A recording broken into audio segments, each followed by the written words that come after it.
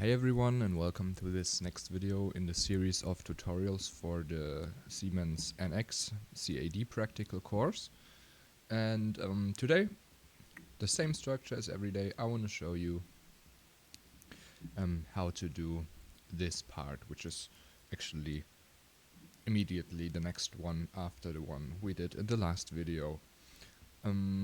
This time it's really not that big of a deal, I would say, and not too much to do, but it requires some thinking and definitely some clever ideas, I would say, that you need in order to model this part, at least in its most efficient way. Of course, there would be easier ways, I'm sure. Easier ways in a way of you don't have to have such a clever idea, but not easier in terms of how much time you need. That's what I mean. But I want to show you an option which is, let's say at least in my opinion, very clever, and also I would say one of the most time efficient ones. First of all, what's the part that we're looking at? Well, this time it's a little more confusing, I guess, to look at the 3D representation, but I think it should still be possible to make out what that is, and it is, well, I don't have the vocabulary in English probably, but you see it's kind of a hollow semi-tube-ish structure, which is probably, well, it says tub, which probably is used to fill in some liquid or sand or something. So it's hollow in the middle, has this small gap in here, which is, as you can see, probably for example from here, just the same wall but indented inwards.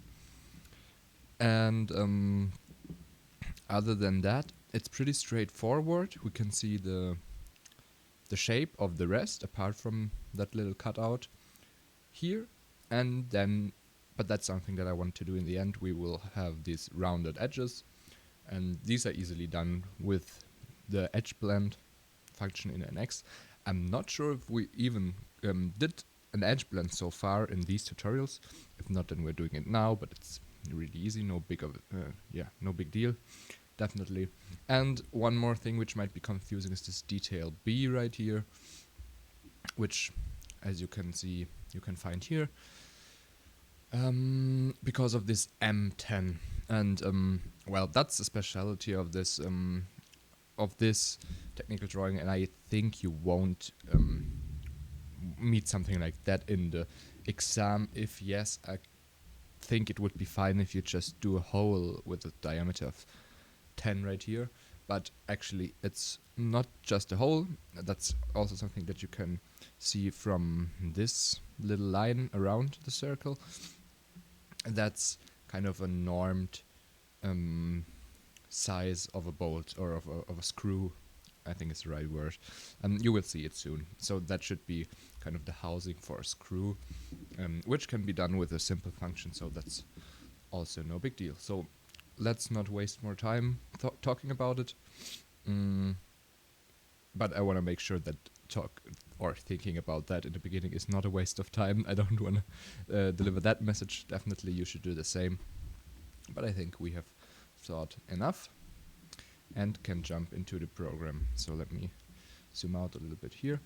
And my idea would be first to just model the whole shape from this up here, and disregard all of the roundings, disregard the hollowness, and disregard this cutout.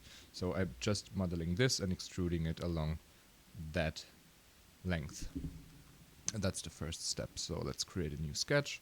Doesn't really matter on which plane. I'm choosing the right one. And here I can draw, let's just do it kind of, let's kind of eyeball it again. Why not give it a length of 100 already? Switch to the profile tool because that makes it a little bit easier. with this. Yeah, and just as you know, as I like to do it, first do a rough shape, and then we already have the 100. Oh, now I double clicked. Now I'm gonna put the 160 here, 30 for this line, and let's do something fancy and use the make equal constraint. Grab this curve. Okay, we have to switch to equal length, of course, and grab this one, click on OK, and now we have a constraint that if we click on it we can see it, that this line should be equal length, of equal length as this line. And if we're at it, why not use the same constraint on these two lines? Well, just click OK. Now I want to center it, so I'm taking the midpoint as I've already done before, and also taking this line and using the make coincident constraint. Let me just quickly redo it. I pressed Control and Z to show you the other way around, so you can always do these constraints by first picking the elements like I just did, or you go up here first and make coincident, then select the motion curve or point, which is in that case that point, the stationary curve in our case, click on OK, and now we have centered it right here. And why not put these two lines, well, we could have also just put this point on here, so we have also centered it vertically. And the last thing that we might need to introduce, because we still have some brown lines, is this height right here. We haven't done that so far. That's 60, as you can read from here, and now you see sketch is fully defined. We haven't even thought about any angles or anything. Well, there aren't given any, so that's right. I've just used some things I can read from here, the 4 dimensions that are given, and then used some equality constraints, especially important for these two in that case. And now we have our first sketch. Click on finish. Now we need to find out how long we need to extrude that, and we can read that from here. Let me zoom out a little bit. You can see the whole length is 475, so use the extrude. Direction is not that important, and we're doing 475. So now we have our kind of rough base part, and next I would say we want to make this cutout here, and because my plan is to first make this cutout and then hollow it out, we have a constant strength of the wall. That's what it says here. Sorry for those who only understand English, but we have a constant strength of the wall, so everywhere in the part it should be the same, and that screams for using the shell function. I can show you that right now how it works. I just chose the shell function, clicked on the part. Now I can select the thickness of 3 millimeters, click OK, and that would do exactly what we want with this constant wall thickness. But if I first do that, like I did now, and cut out, then of course I'll cut the outer walls, what we don't want. So that's why I first want to cut out around here and then hollow it out, and then you will see we will achieve exactly what we need. And we can see there's a detail view of this cutout at A, and it's exactly in the middle, as we can see by this symmetry line right here of our part.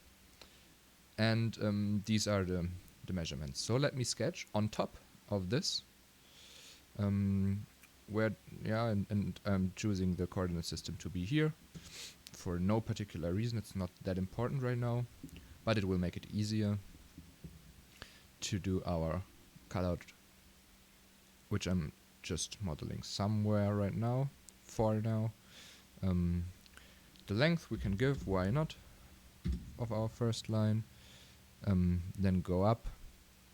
And of course, I just realized it would be faster to choose the rectangle tool in the first place, but yeah, I'm so used to always using separate lines, so that's why I did it like that.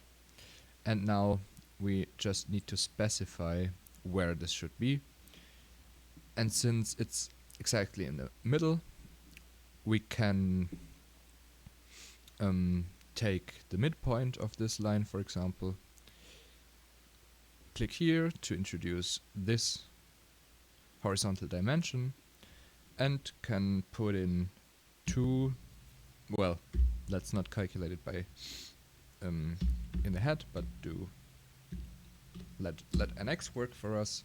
And here we have the distance of 236, which should be exactly in the middle. And you see the sketch is already fully defined, so that's all we need. We click on finish. And what do we do with that now? Well, my idea is to just use the function you learned last time, sweep along guide, or I guess in the video before last one it was. And we take this as the cut surface, the surface to sweep. Yeah, if you know what I mean. And we're gonna sweep it along the outer rim of our body, okay? So let me show that. I still have typed sweep along guide up here to select it. It already selected this section curve right here, so that's everything we need. And you might realize that we haven't drawn a guideline, and that's no mistake. Of course, we could have done that. We could have just added an additional sketch to just this guideline, because we don't want to have the line up here. That's why we can't use our sketch before, because as you can see, the cutout only goes up here, but it's not cutting here. It's only going around. But we don't have to draw an additional sketch for the guideline here. We can just use lines from this sketch. But as you can see, if I want to select it right now, it will select the whole sketch, so all of the lines. And you can change that up here. That's something we haven't used so far and is pretty handy. Here you can change the way you select lines in this 3D environment. Infer curves infers the curves from the element that you select. So in this case, if I select that, then we select all of the feature curves from our sketch. That's not what we want. And I think you can almost make out what all of those mean.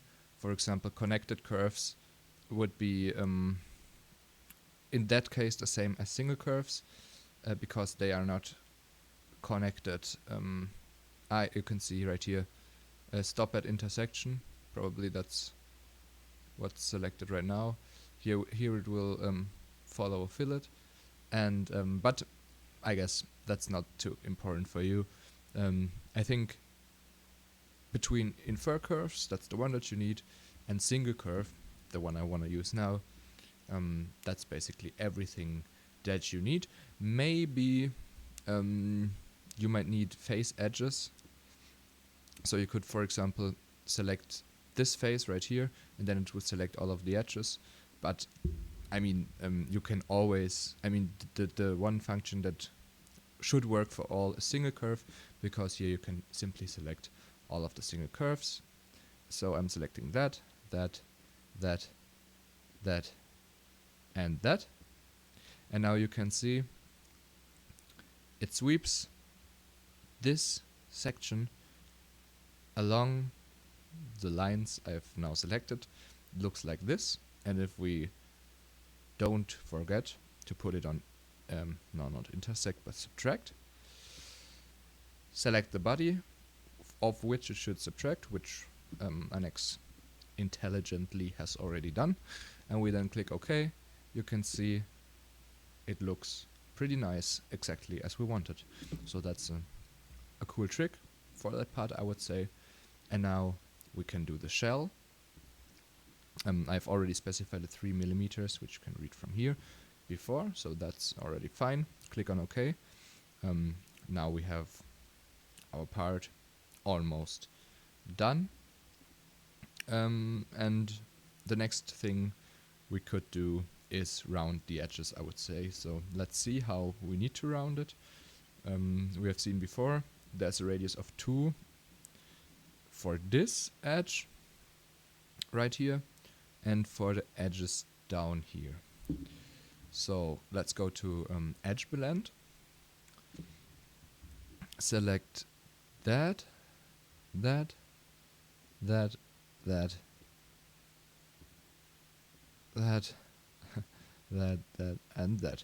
And to reapply what we learned before, look up here. The standard selection method for edge blend is tangent curves, which will select all of the curves that are, tangent to each other. I hope you should know by now what this means.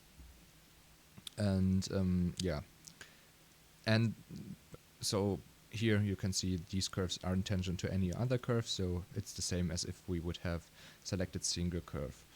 I'm giving a radius of 2, which is asked of us. You can disregard the shape. I think it wasn't circular before, and that's what you can use all of the times. And now we can click on OK and zoom in to see that it worked. We have our edge bands, which are pretty small, but they are there. And now we could go on edge blend again and do the same for the other ones, but I want to show you something which is a little bit more elegant. Go back into the edge blend function we did before. Click on this more selection that we often use. And now you see we have all of this you can ignore, but what came up here is this list. You can see the first entry in our list is the radius 1 of 2 for these curves, which we already done. And if we click on add new set, then we can do in the same function a set of different edge blends.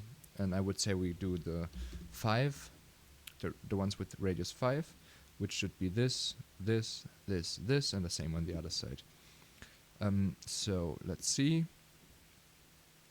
Select this and this, this and this.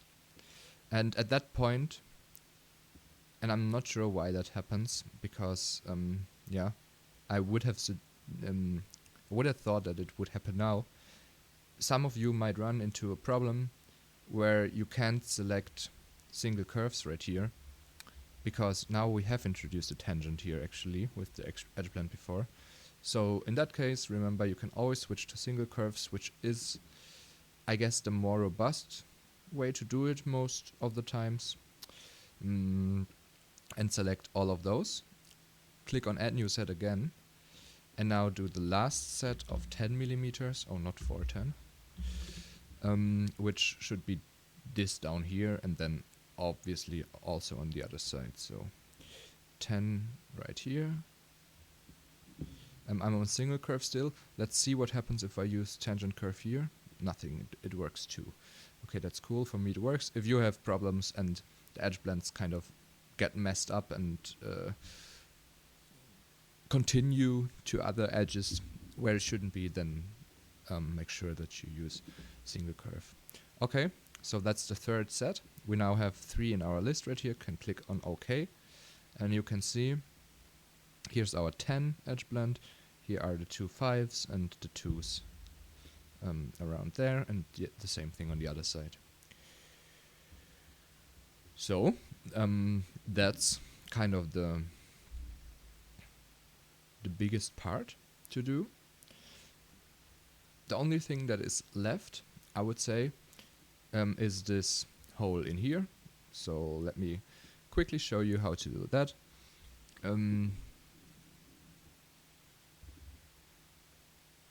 So to introduce a hole, it's a bit different than before. because now we're using one of these feature functions that I'm not a big fan of, but in this case we can't go around it because we need this threading. And to introduce a hole, we now need a point. We can do this in a sketch, or just go here on, well, it's not there anymore. There used to be a datum point, but I would say let's stick to what we know and do a sketch. And I want to choose this.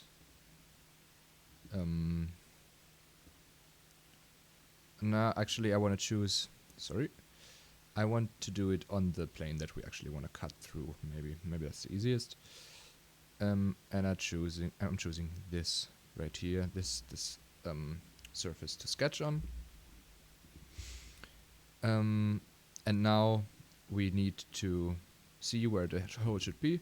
It should be exactly in the middle, at least vertically, and 40 millimeters distanced to the left wall.